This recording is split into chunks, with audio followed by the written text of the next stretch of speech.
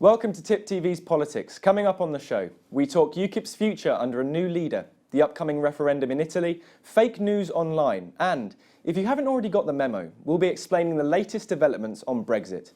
And joining me to discuss that and much more, we've cherry-picked a collection of the best and brightest in the political bubble. Matt Dathan, UK political correspondent for the Mail Online, Labour member of the European Parliament for London, Mary Honeyball, and Tom Follett, Policy and Projects Officer at the think tank Res Publica. Welcome to the show, everyone. Let's just start first with Richmond. Obviously, the by-election results have just come through. Let's just get on the screen what the results look like. And Matt, let's just get your initial thoughts. What does this show? It just shows that people who voted to remain in the EU still hold the same opinion and voted in an MP who will, fight to stay in the EU. I don't think it really shows much, and I think the Lib Dems are sort of making the most of it, and good on them for doing it because they've had a lot of misery recently. But it's not terribly surprising. I don't think this is going to send any shockwaves in Westminster at all. But. And I'm right in thinking that they did throw the kitchen sink at this. They wanted this seat. Yeah, I heard one estimate that they reached 20,000 people over the weekend, which is incredible. But that's what the Lib Dems can do. They do by-elections very well. They throw everything at it. But when it comes to a general election, they don't have the resources. They don't have the members. They don't have the same resources as other parties do have. So I don't know. It's a good win for them. But it's beyond that. I don't think it's going to make too much difference. Mary, do you agree? Is this going to make no difference to the outlook in Westminster? The only difference in Westminster it will make is that Theresa May's government has lost a seat. So she's only got a narrow majority of 12 anyway. So losing one MP will make a difference to her. But it's quite clear that the whole election was fought on Brexit, and that's really what it reflects. It was a seat which voted Remain heavily, about 70% in the referendum, and this result shows that. I think it also shows, though, that Zac Goldsmith has not been a popular MP. He resigned, so he said, about Heathrow. In fact, all the candidates agreed they didn't want Heathrow expansion, so that wasn't an issue in the election. What did become a bit of an issue was Zac Goldsmith's mayoral campaign, where he made very racist comments about Sadiq Khan, and that was raised. But essentially, it was Brexit, and people in Richmond still want to stay in the European Union. Well, it's interesting you mentioned Zac Goldsmith's popularity, because if we have a look at the next slide, we can see what the result was in the 2015 election. As you can see, it's a massive Conservative majority for Goldsmith. Tom, what do you think? Did Goldsmith just completely... Obviously, you have to bear in mind the 2015 was a very bad year for the Lib Dems nationally, coming off the back of the tuition fees debacle.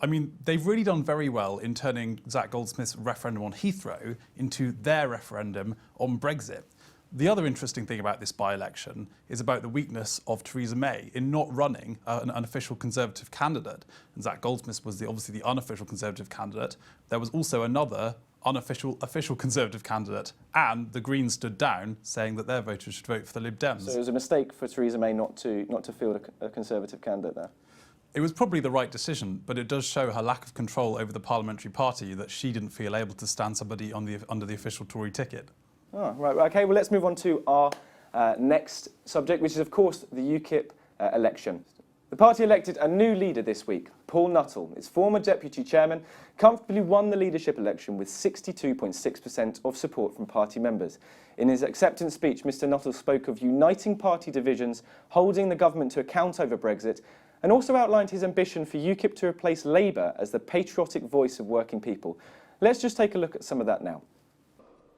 Today, the Labour Party has ceased to speak the language or address the issues of working people.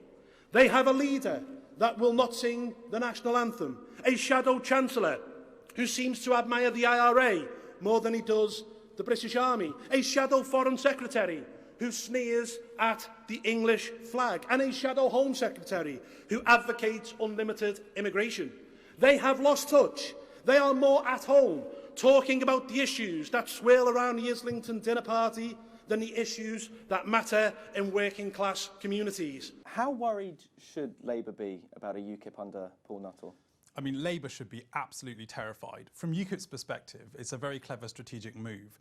They're targeting the Doncasters, the Middlesbroughs of this world, Labour's former industrial heartlands, places that have voted Labour for 60 years, but feel disconnected from the party and feel they don't represent their cultural interests. And if you think that if Labour thinks they're safe, then they only have to look at Scotland, places that were Labour for 3 generations in one election turned entirely to the SNP, and the same could happen in the north. Which is, of course, what Ruth Davidson said last night on Question Time about Labour's decimation in Scotland. And Frank Field also said, Mary, that Paul Nuttall is a game changer for Labour in the north. What's the mood like inside the party from your perspective? What's the conversations that have been had about UKIP? Well, Labour does need to be worried about Paul Nuttall. As you saw from that clip, he is very much a working class leader, and he talks about that, and it's very much his pitch. And I think we have to really recognise that Paul Nuttall and the UKIP message does resonate in certain constituencies, mainly in the north and the Midlands, which are now held by Labour MPs. So I think it's a very real threat. I think what do you think Labour should do about it? What's their best line of defence against Paul Nuttall's UKIP? Well, I think we need to go out into those constituencies and listen to people and find out what people's concerns are. And I think the party's not always been as good at doing that as it could be. I mean, I don't think we should wholesale change our policies, because I think political parties stand for principles and things that we believe in. And I don't think you should move with the times just for the sake of it. But I do think you should listen to people and represent what they're saying. And that's, I think, the first thing we need to do. OK, Matt, what do you think's UKIP's strongest line against Labour in the north? What do you think they really should be focusing on? Obviously, we've had the Office for National Statistics immigration figures out this week, which have a bit eye-opening about the scale of immigration, particularly leading up to the Brexit referendum. So what are they going to play on, do you think? Well, the strongest thing that UKIP can exploit from Labour is their very divided position on Brexit. You know, we hear a different line every day. Diane Abbott, the immigration spokesman, will come out and say that Labour is very much pro-immigration and want to take in more migrants, shared by Jeremy Corbyn and John McDonnell. And then Keir Starmer, the shadow Brexit secretary, will say something different. And their divisions over the single market as well. Obviously, that all plays into immigration. But I think that Labour can really exploit Paul Nuttall on positions he's held personally, on NHS privatisation, on restricting abortion, on being a climate change sceptic, bringing back the death penalty. He holds very strong opinions, and I'm sure he'll try and moderate those. And there's also another person in the Paul Nuttall leadership, and that is, of course, the former leader, Nigel Farage. If we could just get him up, this is what he's been, of course, gloating about in recent weeks. Is Paul Nuttall going to be able to get over Nigel Farage's absolute dominance of the party, do you think? I think it's going to be difficult because UKIP rely on 2 main funding bases. Aaron Banks, the wealthy businessman who bankrolls them, who backed another candidate, Raheem Kassem, who's close to Farage, and their other funding is from the EU. Their MEPs get €8,000 a month, and that's going to they're going to lose that by the next election probably.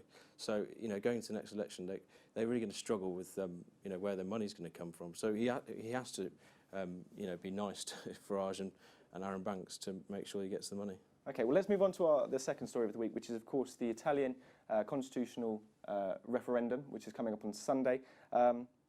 A lot of people have been sort of talking about their concern if the referendum is lost by the Prime Minister Renzi, because he said he will resign. Mary, what's the feeling in Brussels towards this referendum? Are people in the European Parliament genuinely concerned about it? Yeah, I think they are concerned, and Renzi has, in some ways, been quite a calming influence, and I think it would be unfortunate if he left, because he has generally done a good job. And there is also concern about populism and the rise of the Five-Star movement. Just as we've got UKIP, I mean, there is an insurgent party in Italy. The Five-Star movement, though, aren't UKIP. They're younger, and they're a disparate group who communicate over the internet and that kind of thing. But they are a populist movement. So there's the 2 things again, a referendum and a populist party, which of course is not the order on which the EU is currently based. So there is concern over it, most certainly. We obviously are awaiting the result with interest. Well, let's just get a slide up now which shows something interesting, and that is, of course, the Five-Star movement, their support base. Matt, is this even being discussed in in Westminster? Is this even something which is on the political radar as something which might impact Britain's relationship with Europe? In domestically in Westminster, not so much, but I think there is a realisation that if Renzi loses the referendum and he stands down, and if there's another election, and if the the populist party wins, they've promised a referendum on the euro, and that could really be even more damaging to the EU project than Brexit, because it's a euro country, and I think it's actually really dangerous for Britain as well, because we're going into these negotiations with the EU, and if they're having to deal with another referendum in Italy on the euro, then they're not going to want to give Britain anything, in fear of encouraging populist parties across Europe to vote to leave the EU like we have, because they'll see we've got a good deal. Okay, well, if we just have a look at the next slide, this is, again, going more broader about the scepticism in Europe. Tom, is Europe as a collective political project, is it looking increasingly more fragile in your opinion? It is increasingly fragile, and that fragility is driven by the unresponsiveness of the European project to the big issues that are concerning the people of Europe. And you only have to look at the history of referendums over the past few years to see how that comes to be expressed. This most recent referendum, which, let's remember, is on some fairly arcane constitutional issues, has been turned into a referendum on everything from globalisation, the performance of the Italian economy, the role of Italian politicians, and given the chance, voters are clearly expressing that they're dissatisfied. And it's the same in other countries. It's Brexit vote, it's Front National, and it's in Italy as well. And yes, the political project's in danger, but let's not overlook the ability of Italian and European projects to muddle through. The vote is a vote to change, so a no vote is to continue with the status quo, and Renzi may be able to make the best of that. Okay, well, let's move on to our final story of the week, and this is the corporate reforms which Theresa May's government has put forward. She's been under some criticism for being seen as watering down her attack on irresponsible but capitalism and big businesses abusing their power. Matt, you wrote about this this week.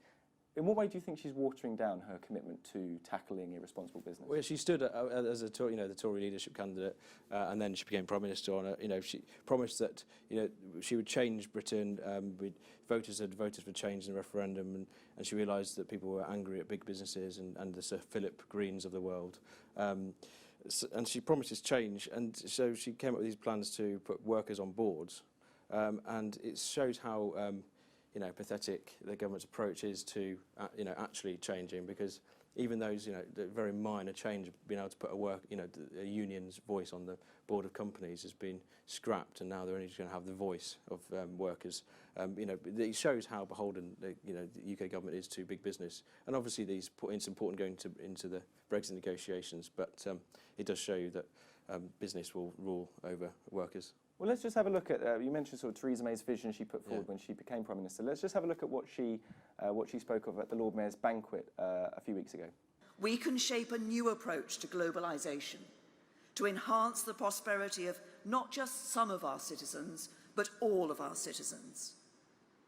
That together, by meeting this national moment with a truly national effort, we unite our whole country by making the UK a country that works for everyone.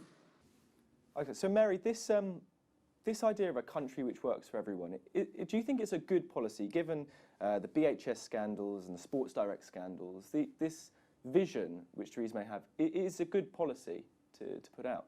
I think in theory it's a brilliant policy. I mean, I'm sure we all want a country that works for everyone.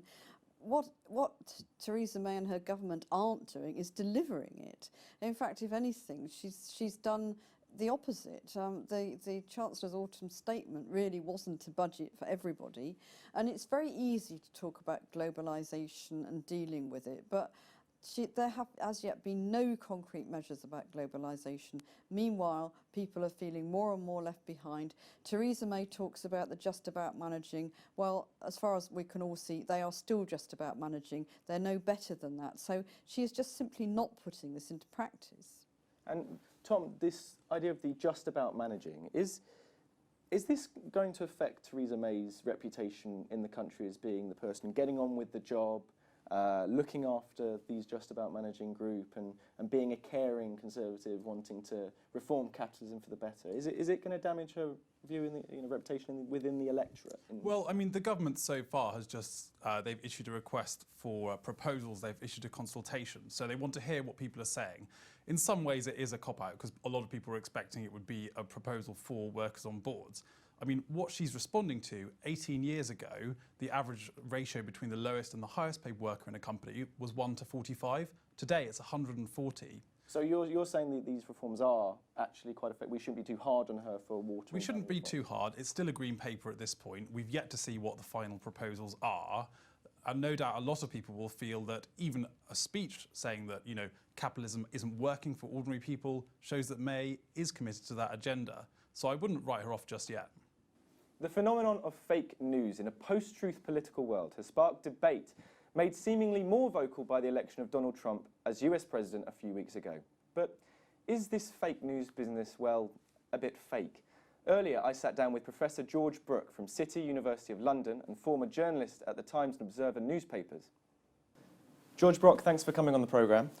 False news, just how significant, how much of a big deal do we know this actually is at the moment? It's very difficult to measure its exact size. It took the American election to tell people that there was more fake news around than they thought there was, and that actually people were kind of producing it almost industrially. Bunches of teenagers in Macedonia making money out of this because if you get the right fake news, then you can attach advertising to it and income flows around a bad news system that way. So everybody's seen that it's on a bigger scale than they'd realized. How do you measure it globally? Nobody's got any idea, I don't think. And we know that there's a lot of it around. That's what we do know. How do we have any measure of how impactful it is with regards to elections and public opinion? Is there any way that people know it's actually making any impact? We've got relatively small idea. We don't know much about, we certainly don't know much in detail yet about the American election and how much it might have influenced that. Two things. One is, fake news is not new. People have been inventing news for a long time. What's different now about digital is it's much easier for other people to publish it, and it's much harder for people to tell what the origins of things are. And also, people are using fake news to refer to what they don't like reading, if you see what I mean. So they're lumping together stuff that is genuinely fake and fantasy, designed to deceive, with arguments they don't like, propaganda, facts that they consider to be illegitimate, and so on. So you have to be a bit careful about the categories you're talking about. And just going on to the US election, what's your take on it? Do you think that false news was a considerable, impact, had a considerable impact on the results of the election? I think what we're going to discover is that a section of the American electorate was so polarized in its opinions that actually the news that it was getting helped to kind of reinforce, but it was a reinforcement. It didn't create that result. That result was created by a whole series of other factors, of which fake news may be one, but it might turn out to be a relatively small one. Bear in mind that in the case of people who vote for Donald Trump, they regard the mainstream media as just as bad as fake news, if you see what I mean. And that's not confined to America either. This is wrong. You know, you need a certain quality level in your public debate if your democracy is going to function well. Now, there's a whole new debate starting about that, and there should be. And there's been obviously a lot of talk, even before the US election, and particularly post-Brexit, in between these two elections, the referendum, and the election, on post-truth politics. We've now entered a post-truth political era. What's your take on that? Do you agree? I think it's an annoying phrase because it describes something that hasn't... It gets at something, but it doesn't describe it very well. What people are worried about is that it is much easier to pass around myth and fantasy and lies than it ever was before. And it's a good phrase if it nudges people to realise that they have to be more and more careful about what they're getting in the sense of where they're getting it. Is the source of that information likely to be true or unlikely to be true? And isn't there a danger when we're talking about the era of post-truth politics and the electorate being swept away with these false news items and going off into these political extremes, that it's almost patronising because the assumption is that people don't feel, don't have enough critical skills to be able to look at news and judge for themselves whether it's true or not. People are just absorbing everything as truth. Well, it's quite true, it can be patronisingly put, but that doesn't alter the fact that it's an important issue. If people are passing off, because that's the real problem about fake news, it's the stuff that is intended to deceive. Something that is partisan and might be accused by its opponents of misusing the facts or misinterpreting them is one thing. But in fake news, we're talking about stories that said, that Hillary Clinton had been paying voters to vote for her, that the Pope had come out in support of Donald Trump. There was absolutely no evidence of any of this. And it's a real issue, not least because Trump is now a politician to whom everybody is going to listen, is doing it himself. He tweeted the other day that people had voted illegally in their millions. There is no evidence of which anybody has discovered that there was illegal voting on anything like that scale in the United States. You just mentioned Twitter. Donald Trump is known for tweeting a lot and tweeting a lot of stuff which does make the headlines now. Do you think that the fact that he is so active on social media is going to mean that online news outlets and online news is going to become even more significant in the next 5 years? Well, certainly in that kind of short run, what he has done is legitimise lying and deception. That's got to be a bad thing in any democracy. I kind of hope people recover and see sense about it, but yes, in the short run, it's bound to be bad. You've got a president-elect of the United States doing it, an awful lot of people are liable to think, well, that's the way things are going, or that's okay. It seems suitable to move on now to, so if we identify there's a problem, what can be done about it? Let's just have a look at this from YouGov. This came out, I think, yesterday, and it makes a very clear point of saying that, according to YouGov, most people think that there should be some kind of regulation on fake stories and hoax stories being posted. If we just have a look at the next slide, we can see that it's consistent across generations, and if we look at the next one, it's the same across political inclinations. So the people want action, according to YouGov. The Labour Party this week, or maybe perhaps it was last week, have announced that they're going to launch an inquiry into fake news, and how to deal with it.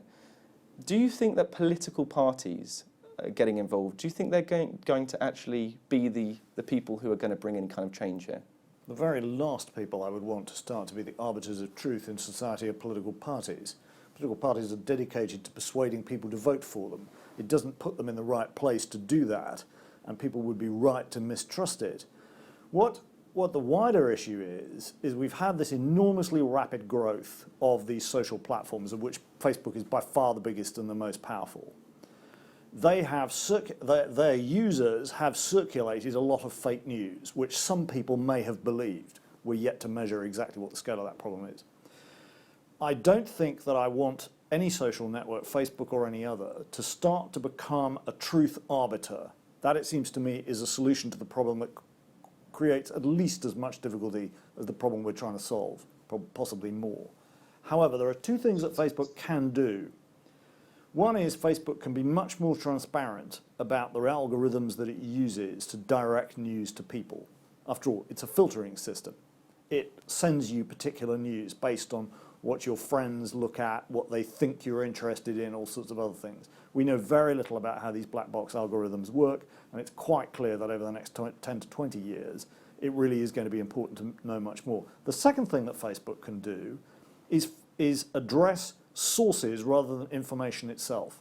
I don't think there's anything wrong with Facebook saying this source has been fact-checked in this way, and that's what people found.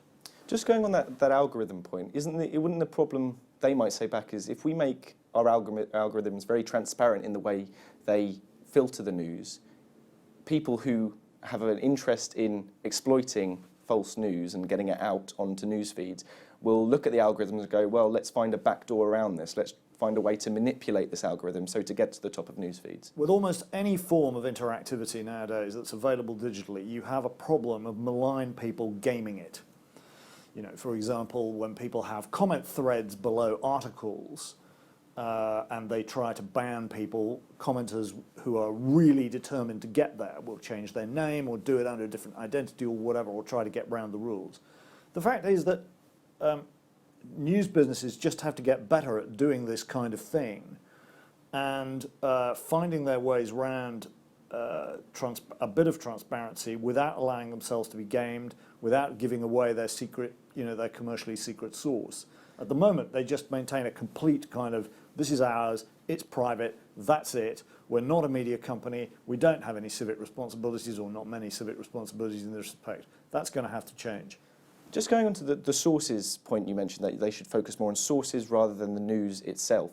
Who's going to decide which sources are credible and which sources are not credible? Because surely even that decision and that editorial judgment will create huge amounts of discussion and disagreement amongst the sort of global community who have an interest in online news. Well, I quite agree with you that there will be a lot of debate and disagreement about it, but I think it's a debate and a disagreement that Facebook should be prepared to enter. Well, who do you think should be making that decision? Well, what I would like them to do, they pay a lot of attention at Facebook to what other people who read, if you see what I mean. So if there are other people in your community who read fact-checking sites, then it might be worth briefly referring to something that has been fact-checked, or it might even conceivably, in very drastic circumstances, be worth Facebook doing it. Facebook can't avoid taking certain kinds of editorial decisions. I don't want them stopping people reading things, but I may want them indicating things have a certain editorial quality or they don't. That doesn't seem to me to be wrong. But isn't the reality that the amount of information which is being produced by online news outlets to Facebook makes it impossible for any kind of editorial regulation to be in place, particularly one which doesn't rely on algorithms which can then be exploited by people if they're transparent? Well, they're already doing editorial regulation in Facebook. They had human regulators doing some of the news feed, then they fired all the human regulators, left it to an algorithm. Things, broadly speaking, got worse. And de facto, Mark Zuckerberg, the founder of Facebook, is the editor-in-chief of Facebook. He's the man who's in charge of this process. You can get all sorts of information out here. You've got a torrent of it flowing through your phone. We are the people who will attempt to sort nonsense and lies from the truth. George Brock, thank you very much for coming on the show. Mary, your party has announced an inquiry into fake news and how to deal with it, as we heard on the interview. Do you think that's a good idea? Do you think this fake news, do you believe that this fake news and post-truth world exists? I certainly think the post-truth world exists.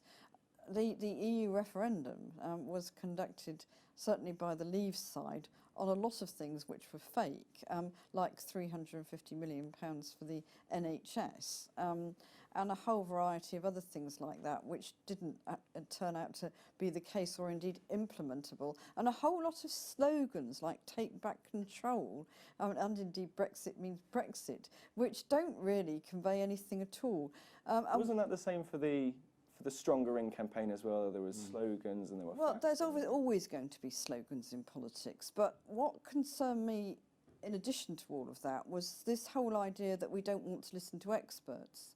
Well, experts are the people who know about things, and in order to be a government and do anything, you have to listen to people and take notice of what people say who know what they're talking about. So I think that was all very worrying, and there seems to be a move, which is not totally bad, to individuals much more into individual views, and that's great, but I think you also have to have that balanced with people who know what they're talking about, specialists in things, and a basis of what actually happens, truth, if you like, from which to extrapolate all of this. Okay, well, Matt, let's bring you in. You're obviously a journalist at the Mail Online. Do you believe in this post-truth world of false news everywhere online? I think a lot of the post-truth slogans and the fake news is a bit of a whinging from the losing side, which are used to winning. But I do think there's a big problem with fake news, proper fake news, where there's websites set up purely to get clicks. To make money, and a lot of them are backed by, I don't know, there is some evidence backed by the Kremlin, but I think the problem actually should be led by the journalism industry itself, because a lot of these fake news stories get shared on Facebook, and it's like an echo chamber. You know, people are only talking to themselves and to their own group who all agree with things, they're the same views. So the responsibility of the journalism world is to find a way of breaking through this echo chamber and actually presenting them with you know, high quality, credible news from experts. But you know, it is quite a big challenge, and I think the industry has failed, and a lot of it is because a lot of journalists are out of touch themselves, at the same way as the politicians have been, have been in the US and the UK with the Brexit and Trump. Okay. Right, now it's time to Brexplain. This week we're talking about a memo caught on camera by photographer Steve Back from a meeting in number 10 Downing Street, the home of David Davis's Brexit department. It's a memo from Julia Dockrell, Chief of Staff to the Conservative MP Mark Field, and it's of a meeting between Field and Davies earlier this week. Now, Matt, just give us the lowdown on what happened here with this Brexit memo, and why has it caused such a big deal? Well, he was Mark Field, who's a Tory MP, backbencher, but he's influential because he represents the city of London, which has, you know, he's going to be very much affected by Brexit. His aide was seen walking out of 9 Downing Street, where David Davis, the Brexit secretary, has an office, with a sheet of notes. What was on the notes? What was the main points which caused such a? Well, there was there was a lot to cover. There's a lot of scribbled notes, and we had to very much work and try and find out what they meant and what they read. So it was quite hard to. But there was an idea that the transitional deal, you know, the ministers are hostile to a transitional deal because Whitehall might cling on to a transitional deal and keep us in elements of the EU, like the single market, for a longer period than ministers want. And also the have cake and eat it approach, which is, you know, we can cherry pick. Let's just talk about this have cake and eat it phrase. Mary, does this drive European politicians insane, this have cake and eat it? Does it really get on the nerves of people in Europe who want to sort of potentially make Britain pay for you know, leaving the European Union? I wouldn't say it gets on their nerves. They don't agree with it, and it's not on the table. I mean, at the moment, all the EU leaders are saying UK will not get any special deal, and they're saying that because they want to obviously keep the EU project going, and they're very concerned that if Britain goes, other countries will. France might, Holland might. So you think that is a possibility? The thing is that we're going through all of this in bad economic circumstances, which always makes things much more difficult. I think if it had been in a boom time when the European economy was doing well, a lot of these things wouldn't have risen, but they are now. And there is concern. There's concern about immigration and at some level freedom of movement in some EU countries. So there is definitely that going on.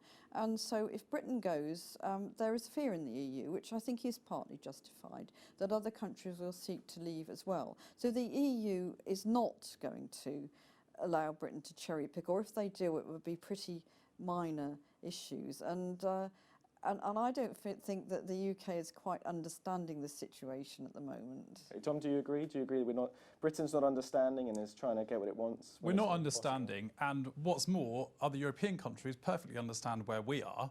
And we've already seen that foreign ministers of Italy, for example, are perfectly happy to leak Boris's position while the government's not putting their Brexit negotiation position on the table. You know, it's incomprehensible that foreign ministers would have leaked the conversations with our foreign secretary unless those countries endorsed it. The Europeans are perfectly willing to play hardball, and you know, we're there with a broken bat on the pitch. I mean, does this memo show, if anything, that there isn't really any plan? Matt, if we come to you, there is sort of an incoherence between everything that's being said in various different ministers and various different departments. This memo is just the epitome of there just being absolutely no plan to do with Brexit. No, I don't think that's true at all. And well, obviously we don't know, but we don't even know who she was talking, who that group of people were talking to on Monday. So we don't know if it was a minister or it was an official, or maybe it wasn't any government officials. We don't know where the notes came from. But I think the government have got a point that if they set out their plan now, and the EU's not really setting out their plans either. If we set out our plan, it'd be like playing poker and then showing your cards before the final round. It'd be so. Yes, I think there's naturally going to be a lot of disagreement in government because you've got pro-Brexit MPs who also disagree with them amongst themselves, and you've got pro-Remain MPs. But that's always going to be the case in such a divisive issue. Mary, Sadiq Khan, just finally, Mary, Sadiq Khan said this week that he's going to push for a London-specific solution with regards to the Brexit negotiation. Is that just rhetoric from a mayor looking to keep popular in the polls, or is that genuine, and what's he going to do there? I think it's very genuine. I was actually at a meeting a couple of weeks ago with the London Chamber of Commerce and Industry who want this as well. I mean, it's not just Sadiq Khan making it up. There's a movement across industry and businesses in London because they're obviously very worried about what will happen to London post-Brexit. London relies on freedom of movement, and there have been talks, very early discussions about the possibility of work visas. So it's not just the mayor, it's a pretty wide movement across the capital. All right, brilliant. Well, that's all we've got time for this week. Thank you to my guests in the studio, Matthew Dathan, the Daily Mail's online political correspondent, Labour MEP for London, Mary Honeyball, and Tom Follett, Policy and Projects Officer at the think tank Res Publica. And of course, Professor George Brooke, Professor of Journalism at City University of London. Join me next time for a roundup of all you need to know in politics. Until then, have a great week. Goodbye.